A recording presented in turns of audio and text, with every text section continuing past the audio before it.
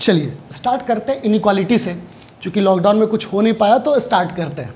ठीक है, चलिए देखिए, सबसे पहले अगर इनइक्वालिटी की बात करते हैं तो इनइक्वालिटी का मतलब ही होता है असमानता, यानी कि बराबर नहीं होना चाहिए, यानी कि इक्वल नहीं होना चाहिए। बेसिकली इसको यही कह सकते हैं। इसके अंदर इक्वलिटी के अंदर आपको बेसिकली 5 साइन पढ़ना है। सबसे पहला आता है जो कि ग्रेटर और इक्वल, ग्रेटर और इक्वल। अगर ग्रेटर और इक्वल की बात करें तो इसका मतलब या तो बड़ा होगा और या तो क्या होगा, बराबर होगा। ये दोनों का रहना क्या है, ज़रूरी है। अगर ग्रेटर की बात करें तो यहां पर सिर्फ और सिर्फ क्या होगा, ग्रेटर होगा। अगर लेस की बात करते हैं तो लेस का मतलब क्या हो गया कि छोटा, यानी कि ये साइन आपको ये बताया कि सिर्फ और सिर्फ क्या है, ये लेस है। ये साइन बताया जाए कि ये सिर्फ और सिर्फ क्या है, ग्रेटर है। और ग्रेटर इक्वल ये बताया कि सिर्फ क्या है, ये ग्रेटर और इक्वल है। सेम इसी तरीके से बात करेंगे लेस और इक्वल की, लेस और इक्वल। तो लेस और इक्वल का मतलब क्या हो गया कि या तो छोटा होगा और या तो क्या होगा, बराबर होगा। ठीक है, और एक साइन आता है कि आपका इक्वल होगा। अब देखिए, आपको बेसिकली इसमें जो भी पढ़ना है वो बेसिकली आपको 3 टाइप का कंसेप्ट पढ़ना है। तो जो पहला कंसेप्ट होगा, वो पहला कंसेप्ट जो होगा आपका वो एनालिसिस विंग होता है। इसको एनालिसिस विंग कहने का मतलब इसके अंदर टोटल 4 कंसेप्ट आते हैं। दैट इज कंसेप्ट 1, कंसेप्ट 2,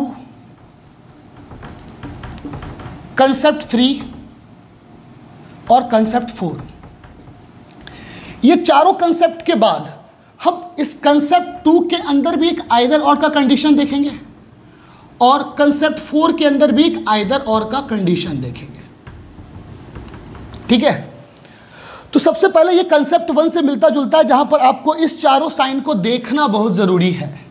लेकिन ये चारों के चारों साइन जितने भी हैं ये पॉजिटिव वे में है।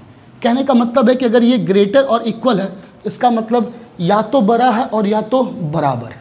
अगर इसे निगेटिव में लिखेंगे तो क्या लिखेंगे, निगेटिव में लिखेंगे तो अगर ये बड़ा और बराबर है तो इसका मतलब क्या नहीं होगा, ये तो श्योर है कि छोटा नहीं होगा, है ना।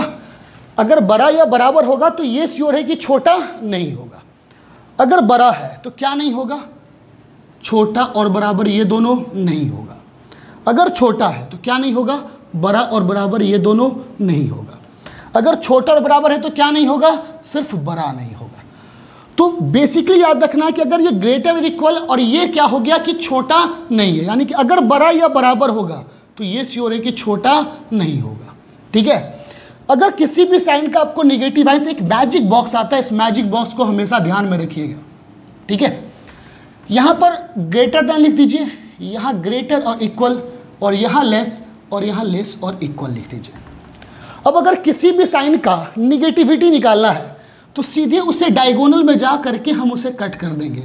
जैसे अगर हमें ग्रेटर देन साइन का निगेटिविटी निकालना है तो ग्रेटर देन साइन का अंदर जाएंगे तो क्या आएगा, लेस और इक्वल डायगोनल में, तो बस इसी को काट देना, लेस और इक्वल को काट दीजिए। ये दोनों के मतलब बराबर हुआ, लेकिन एक पॉजिटिव वे में तो दूसरा क्या हो गया, निगेटिव वे में। सेम चीज़ अगर लेस और लेस की बात करते हैं तो इसके डायगोनल में आइए। डायगोनल में क्या है कि बड़ा और बराबर, यानी कि बड़ा और बराबर नहीं होगा। ठीक है, सेम चीज़ किसी का भी अगर जैसे ग्रेटर और इक्वल का ही लेना है तो इसके डायगोनल में क्या चाहिए कि लेस नहीं होगा। अगर किसी भी साइन का निगेटिविटी निकालना हो तो बस इस मैजिक बॉक्स को याद रखिए। यहाँ पर ग्रेटर देन होगा, ग्रेटर और इक्वल होगा, लेस होगा, और ये क्या होगा, लेस और इक्वल होगा। सीधे उसके डायगोनल में जाने के बाद हम क्या करेंगे, उसे काट देंगे।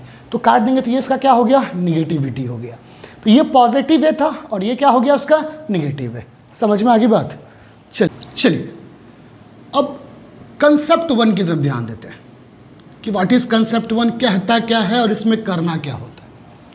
सपोज कीजिए कि आपको एक क्वेश्चन दिया गया, A greater than B, greater than C और ग्रेटर देन डी। कोई भी अगर आपको इस टाइप का क्वेश्चन दे दिया गया हो और आपको सपोज कीजिए आपसे पूछा जाए कि क्या ए ग्रेटर देन डी सही होगा या गलत होगा, या बी ग्रेटर देन डी सही होगा या गलत होगा। आपसे रिलेशन देखिए किसका किसका पूछा जा रहा है। आपको ए से कहां पर जाना है, डी पे जाना है। अगर ए से डी के बीच में आप जा रहे हैं और एक भी ग्रेटर देन साइन आ गया, बातों को समझिएगा ध्यान से। आप ए से डी के बीच में जा रहे हैं और एक भी ग्रेटर देन साइन आ गया। एक चीज याद रखिएगा कि सारे साइन का डायरेक्शन एक तरफ है। अगर दाईं ओर है तो दाईं ओर, और बाईं ओर हो तो बाईं ओर, अगर ऊपर हो तो ऊपर हो और नीचे हो तो नीचे हो। लेकिन सारे साइन का डायरेक्शन क्या होना चाहिए? एक तरफ। और एक भी अगर ग्रेटर देन साइन आ गया तो यहाँ पे रिलेशन सिर्फ और सिर्फ किसका होगा? ग्रेटर देन का। अब देखिए आप ए से डी पे जा रहे हैं, एक भी ग्रेटर देन साइन आया कि नहीं आया? अगर आ गया, सारे साइन का डायरेक्शन एक साइड है, तो रिलेशन सिर्फ और सिर्फ किसका होगा? ग्रेटर देन का। सेम चीज बड़ी ग्रेटर देन की बात करें तो जब आप बी से डी जा रहे हैं, तो देखिए जब बी से आप डी जा रहे हैं तो देखिए यहाँ पे बी से डी के बीच जाने में एक भी ग्रेटर देन साइन आया कि नहीं आया? तो यहाँ पर भी क्या है? ग्रेटर देन साइन है। यहाँ पर भी क्या है? ग्रेटर देन साइन है। तो बी ग्रेटर देन टी क्या हो जाएगा? सही हो जाएगा। चाहे इस तरह से कोई भी क्वेश्चन दे दिया गया, सपोज कीजिए आपको दिया गया A less than B less than C less than D. अब आपसे पूछा जाए क्या ए लेस देन डी सही होगा या गलत होगा? अब देखिए आपको ए से डी के बीच में जाना है, सारे साइन का डायरेक्शन एक साइड है, तो देखिए इसमें एक भी लेस देन साइन आया है कि नहीं आया? अगर एक भी लेस देन साइन आ गया तो रिलेशन सिर्फ और सिर्फ किसका होगा? लेस देन का। अब देखिए आप ए से डी के बीच में जा रहे हैं, तो A less than less than less than, यहाँ तीनों के तीनों लेस देन है। मैंने कहा था कम से कम एक होने चाहिए, 3 है तो ऑब्वियसली क्या हो जाएगा? सही। आपसे पूछा जाए क्या ए लेस देन सी, चलिए ए से सी के बीच में जाते हैं, तो ए से सी के बीच में गया तो क्या आ गया? एक भी लेस देन साइन आ गया, सही। कहा जाए बी लेस देन डी, अब देखिए बी से डी के बीच में जा रहे हैं, एक भी लेस देन साइन आ गया, सही। अब सपोज कीजिए कि आपसे पूछा जा रहा है कि A greater than B greater and equal than C greater and equal than D, और आपसे पूछा जाए क्या ए ग्रेटर देन डी सही होगा या गलत होगा? तो समझिएगा इसे ध्यान से। अब देखिए आपको ए से किस पे जाना है? डी पे। ये ग्रेटर ग्रेटर इक्वल ग्रेटर और इक्वल है, सारे साइन का डायरेक्शन एक तरफ है। अब देखिए ए से डी के बीच में अगर एक भी ग्रेटर देन साइन आया कि नहीं आया? आ गया। अगर एक भी ग्रेटर देन साइन आ गया तो ऑब्वियसली रिलेशन सिर्फ और सिर्फ किसका होगा? अगर आपसे पूछा जाए क्या बी ग्रेटर देन डी सही होगा या गलत? अब चलते हैं बी से डी की तरफ। तो जब बी से डी की तरफ जाते हैं तो यहाँ पर देखिए क्या है? ग्रेटर एंड इक्वल देन है। यहाँ पर क्या है? ग्रेटर एंड इक्वल देन है। तो ग्रेटर और इक्वल है, ये भी ग्रेटर और इक्वल है, लेकिन हमारी चाहत किसकी है? ग्रेटर देन की।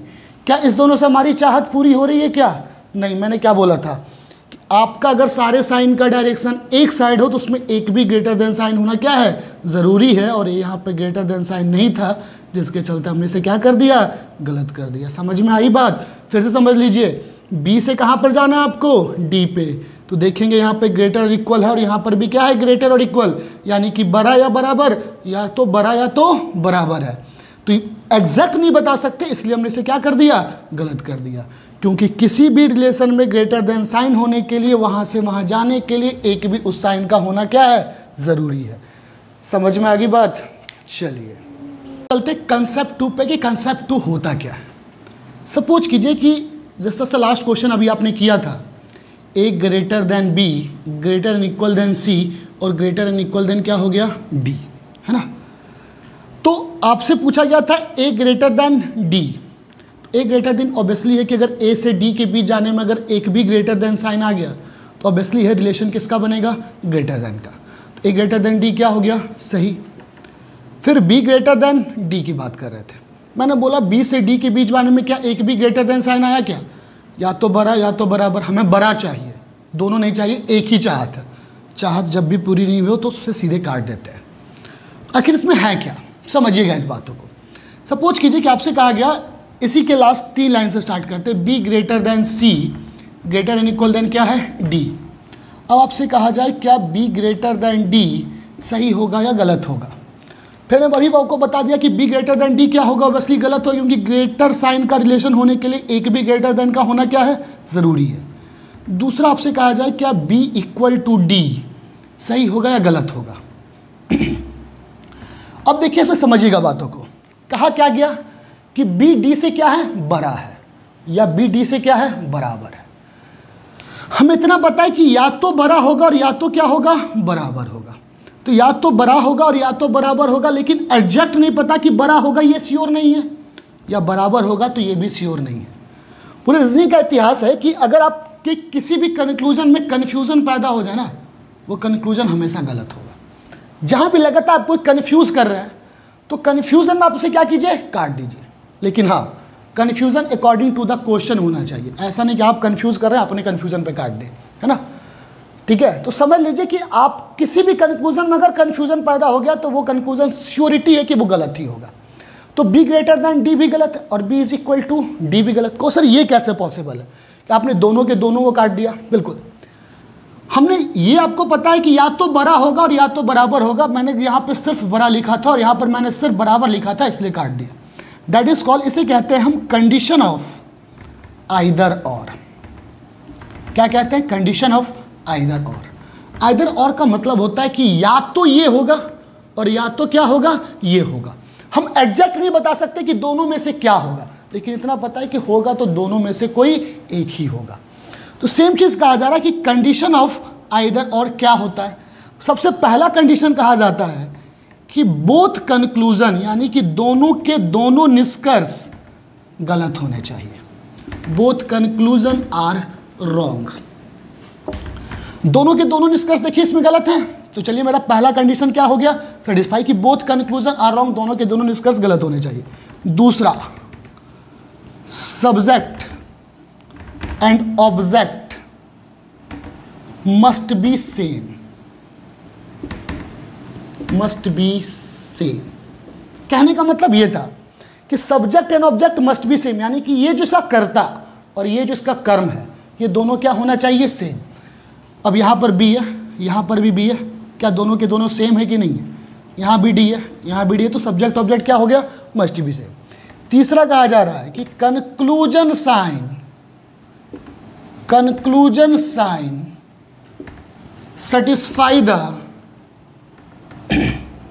satisfy the statement sign, satisfy the statement sign, है ना। कह रहा है कि कंक्लूजन साइन क्या होना चाहिए? सेटिस्फाई करना चाहिए किसके? स्टेटमेंट के साइन को, है ना।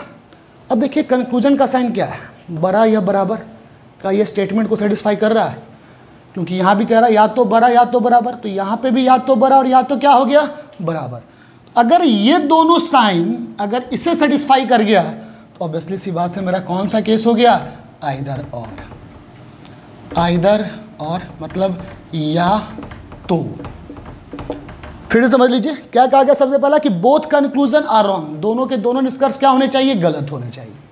दोनों का सब्जेक्ट ऑब्जेक्ट क्या होना चाहिए? सेम। और कंक्लूजन का साइन क्या होना चाहिए? सेटिस्फाई करना चाहिए। तो आपका स्टेटमेंट क्या दिया गया था? ग्रेटर और इक्वल, तो ये ग्रेटर और इक्वल मिलकर के सेटिस्फाई किया कि नहीं किया? यहाँ पर क्या दिया गया? ग्रेटर, बड़ा, ये बराबर।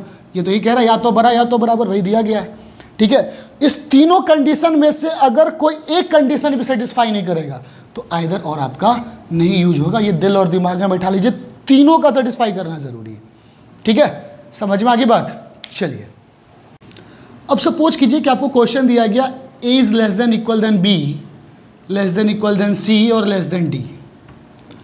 अब सपोज कीजिए कि आपसे कहा जा रहा है कि ए से डी की बात करते हैं, बिल्कुल सही है।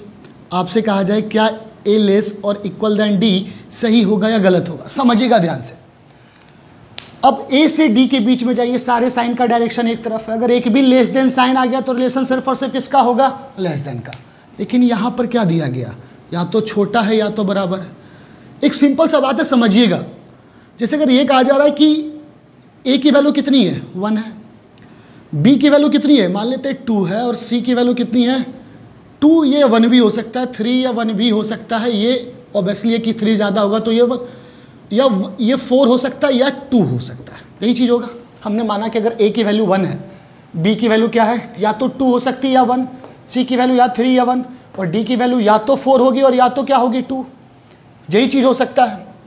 अब देखिए किसी भी केस में क्या ए डी के बराबर हो सकता है? क्या 1 4 के बराबर कभी हो सकता है? या 1 कभी 2 के बराबर हो सकता है? नहीं हो सकता। तो जब भी खास करके अगर ए और डी में अगर एक भी ग्रेटर देन साइन आ गया तो रिलेशन सिर्फ और सिर्फ किसका होगा? तो ये कट जाएगा मेरा।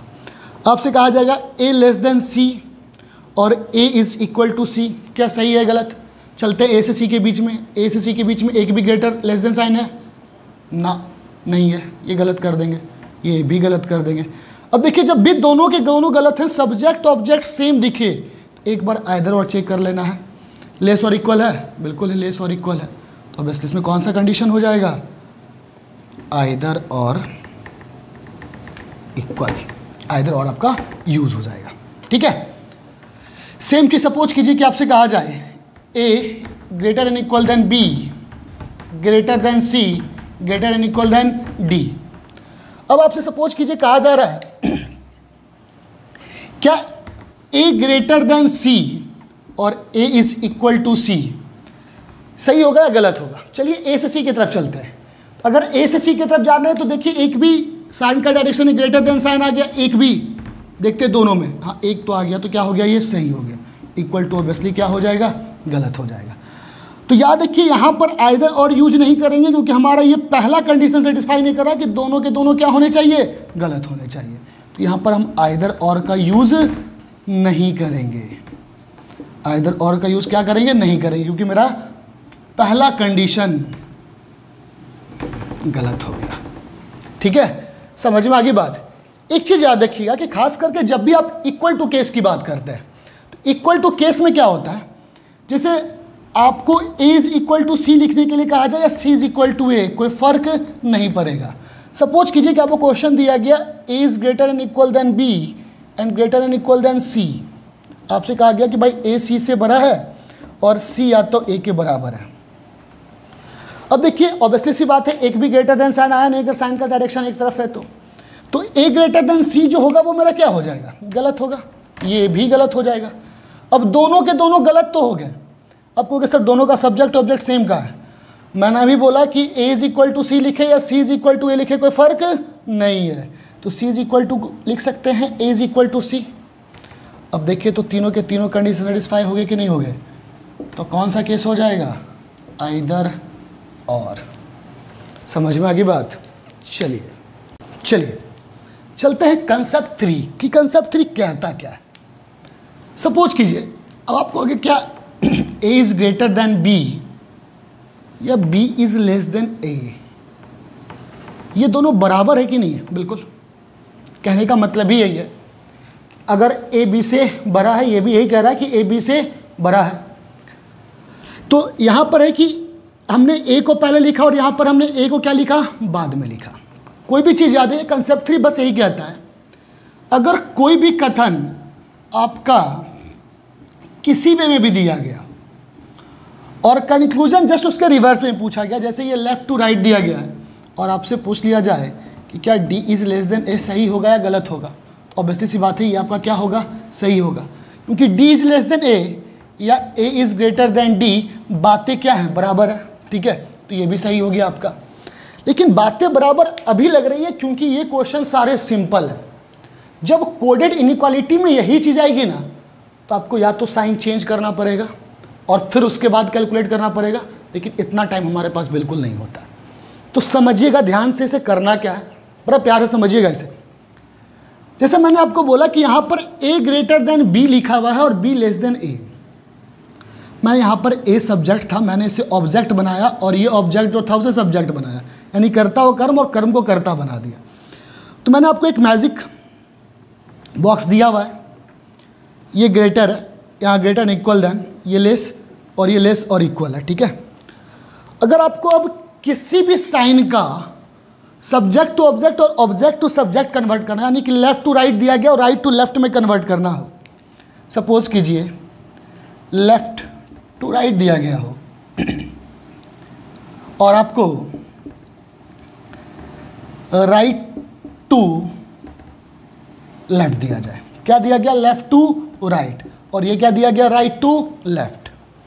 तो कोई भी जैसे कंडीशन आपको यहाँ पे ये देखिए बाएं से दाएं की ओर दिया जा रहा है और आपसे कंक्लूजन पूछा गया दाएं से बाएं, तो जब भी याद रखिएगा कि लेफ्ट टू राइट दिया गया हो और आपको लेफ्ट टू राइट में कन्वर्ट करने के लिए कहा गया, मतलब कंक्लूजन दिया गया हो, तो बस इतना याद रखना है कि साइन का हॉरिजॉन्टल रिवर्स ले लेंगे। क्या कर लेंगे, हॉरिजॉन्टल रिवर्स। जब भी लेफ्ट टू राइट या राइट टू लेफ्ट पूछा जाए, जैसे ए इज ग्रेटर देन बी, ये लेफ्ट टू राइट है, राइट टू लेफ्ट पूछा जाता है, तो देखिए पूछा क्या गया था, ग्रेटर देन, और ग्रेटर देन का हॉरिजॉन्टल रिवर्स क्या हो गया, लेस देन। जैसे आपसे कहा जाए ए इज ग्रेटर और इक्वल देन बी है, तो ग्रेटर और इक्वल क्या है, बी के, किसके, ग्रेटर एंड इक्वल। हमें लिखना है बी और ए के बीच में क्या संबंध होगा, यानी कि बी पहले है, तो मैंने क्या बोला कि किसी को भी left to right right to left में लिखना हो तो बस साइन को क्या करना है, उसका हॉरिजॉन्टल रिवर्स कर देना है। तो यहाँ पर क्या हो जाएगा, लेस और इक्वल। ठीक है, तो एक चीज़ दिल और दिमाग में बैठा लीजिए, कंसेप्ट 3 यही कहता है कि अगर स्टेटमेंट लेफ्ट टू राइट और कंक्लूजन राइट टू लेफ्ट दिया गया, साइन का क्या करेंगे, हॉरिजॉन्टल रिवर्स। जैसे सपोज कीजिए आपसे कहा जाए A greater than equal than B, greater than equal than C, greater than D. सबसे पहले देखते हैं कि डी से ए के बीच जाना है। ठीक है, अब डी से ए के बीच में साइन की प्योरिटी भी याद रखिएगा, इसकी प्योरिटी फर्स्ट होती है, सेकंड, यहाँ इक्वल टू का कोई वैल्यू वैसे भी नहीं होता, 3, ये फर्स्ट, 2 और ये क्या हो गया 3। अब खुद सोचिए फर्स्ट और 2 में प्योरिटी किसकी ज़्यादा होगी, ऑब्वियसली फर्स्ट की। 2 और 3 में प्योरिटी किसकी ज़्यादा होगी, 2 की। अब देखिए, अब आपको ए से डी पे जाना है, तो यहाँ पे क्या है, ग्रेटर और इक्वल, यहाँ भी क्या है, ग्रेटर और इक्वल, और यहाँ क्या है, ग्रेटर। तो ग्रेटर और इक्वल और ग्रेटर इक्वल, और ये क्या हो गया, ग्रेटर। आपको रिलेशन किसका पूछा गया, यहाँ पे ध्यान से देखना है, यहाँ रिलेशन पूछा जा रहा है ए और डी का, तो हमें ए से डी पे जाना है। ठीक है, इसकी जो प्योरिटी होती है, ठीक है, 2, इसकी प्योरिटी 2, इसकी प्योरिटी 1, ये हमने माना है कि इसकी प्योरिटी क्या होती है, फर्स्ट होती है, इसकी प्योरिटी सेकंड, ये इस अपने साइड से, ये राइट साइड से, तो ये लेफ्ट साइड से। तो 2 और 2 में प्योरिटी किसकी होगी, 2 की होगी, और 2 और 1 में प्योरिटी किसकी हो जाएगी, 1 की। तो अब खुद देखिए 2 और 2 में ज़्यादा किसका वैल्यू होगा, 2 का ही होगा, दोनों बराबर हैं। लेकिन 2 और सेकंड और फर्स्ट में वैल्यू किसकी होगी, फर्स्ट की। तो आपको ये समझ में आ गया कि ए से डी में जाने में किस साइन की प्योरिटी है, तो भाई फर्स्ट साइन की। फर्स्ट साइन पर नंबर कौन सा, ग्रेटर देन। स्टेटमेंट क्या दिया गया, लेफ्ट टू, कंक्लूजन क्या पूछा गया, राइट टू लेफ्ट। तो ये फर्स्ट साइन का देखिए हॉरिजॉन्टल रिवर्स क्या होगा, लेस देन है। अगर यहाँ पर लेस देन है तो ऑब्वियसली कंक्लूजन क्या होगा, सही होगा। फिर समझिएगा इसे ध्यान से। अब देखिए इसकी प्योरिटी क्या है, 2, इसकी प्योरिटी क्या है, 2, 2 और 2 में बड़ा कौन सा, बराबर। सेकंड और ये क्या है, फर्स्ट। सेकंड और फर्स्ट में वैल्यू किसकी ज़्यादा होगी, फर्स्ट की। तो देखिए तो ए से डी जाना में टोटल वैल्यू कितना आ गया, फर्स्ट। फर्स्ट में वैल्यू किसकी है, ग्रेटर। लेफ्ट टू राइट और राइट टू लेफ्ट जब भी करेंगे तो इसका हॉरिजॉन्टल रिवर्स, तो बड़ा का हॉरिजॉन्टल रिवर्स क्या है, लेस। देखिए यहाँ पे लेस है या नहीं, लेस है ना। तो लेस जब भी है तो समझ जाइए कि ऑब्वियसली क्या होगा, साइन होगा। कहो सर ये तो इजी था, इसे हम बदल देते तो कर देते। बेटा यहाँ तो बदल देते, लेकिन जब यहाँ पर अगर ये कोड दिया गया होता तो यही चीज़ फिर आपको टफ लगने लगता कि साइन में चेंज करना है, करना ही नहीं, क्योंकि हमारे पास इतना टाइम ही नहीं होता वहाँ पे। फिर से बता रहे, फिर समझिएगा इसे। इसकी प्योरिटी कितनी है, 2, इसकी प्योरिटी 2, 2 और 2 में वैल्यू कितनी, बराबर बराबर। सेकेंड और फर्स्ट में वैल्यू किसकी, फर्स्ट की। फर्स्ट पे कौन सा साइन है, ग्रेटर देन। स्टेटमेंट बाएं से दाएं और निष्कर्ष दाएं से बाएं। तो जिस भी साइन की प्योरिटी होगी उसका हॉरिजॉन्टल रिवर्स लेना है। तो ग्रेटर का हॉरिजॉन्टल रिवर्स क्या है, लेस। तो लेस है तो क्या हो जाएगा, सही। अब सपोज कीजिए आपसे कहा जाए कि C is less than equal than A। आपको A से किस पर जाना है, C पर। तो ग्रेटर और इक्वल, बड़ा या बराबर, बड़ा सेकंड और सेकंड में प्योरिटी किसकी ज़्यादा, दोनों की बराबर, यानी कि प्योरिटी सेकंड की ही होगी। सेकंड में कौन सा साइन है, ग्रेटर इक्वल देन। इसके अपोजिट क्या हो गया, लेस और इक्वल। ठीक है, लेस और इक्वल है तो ऑब्वियसली क्या हो जाएगा, सही। समझ में आ गई बात। चलिए क्या, तो समझिएगा इसे आपसे कहा गया कि A greater and equal than B और लेस देन C। ये बड़ा कॉम्प्लेक्स सा चीज़ है। अब सारे साइन का डायरेक्शन एक तरफ है क्या। आपसे पूछा जाए क्या A ग्रेटर देन C सही होगा या गलत होगा। अब देखिए सिंपल सा बात है, समझिएगा। जब आप A से C की तरफ जा रहे हैं, कहाँ जा रहे हैं, A से C की तरफ, साइन का डायरेक्शन चेंज हो गया। जहाँ एक चीज़ याद रखना कि डायरेक्शन चेंज मतलब ब्लॉकिंग कंडीशन। डायरेक्शन जैसे ही चेंज होगा वो क्या हो जाएगा, ब्लॉकिंग कंडीशन। और एक चीज़ याद रखिएगा कि ब्लॉकिंग कंडीशन के बीच जितने भी कंक्लूजन आएंगे वो सारे के सारे क्या होंगे, गलत। कंक्लूजन जब भी आएगा तो सारे के सारे क्या होंगे, गलत। आपसे पूछा जाए A ग्रेटर देन C, गलत। A लेस देन C, गलत। यानी कि ब्लॉकिंग कंडीशन के बीच में अगर आपसे कोई भी कंक्लूजन पूछ दिया गया तो ये श्योर शॉट मान के रखना कि वो हमेशा क्या होगा, गलत होगा, वो सही हो ही नहीं सकता। सपोज कीजिए कि आपसे क्वेश्चन पूछा गया A greater than equal than B greater than C less than equal than D। आपसे कहा जाए क्या A ग्रेटर देन D सही या गलत। देखिए पहले ए से डी के बीच जाने में साइन का डायरेक्शन चेंज, यहाँ तक तो ठीक है, इसके बाद डायरेक्शन चेंज मतलब गलत।